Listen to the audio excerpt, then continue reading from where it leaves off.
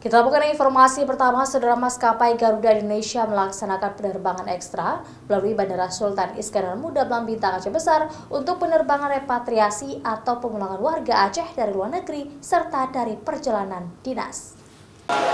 Warga Aceh yang akan dipulangkan tersebut berasal dari Mesir dan ada yang pulang dinas luar daerah seperti Jakarta serta daerah lainnya.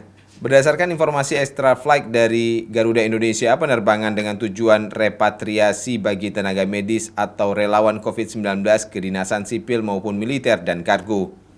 Untuk seluruh penumpang juga diwajibkan melengkapi dokumen persyaratan seperti surat pernyataan perjalanan, keterangan dari perusahaan atau instansi, surat keterangan sehat atau bebas COVID-19.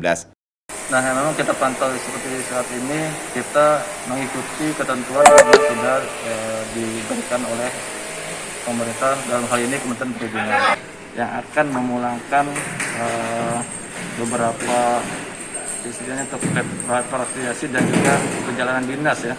Karena kemarin ada beberapa, kan salah satu yang diizinkan adalah perjalanan dinas yang memang terkait militer ataupun kesehatan ya.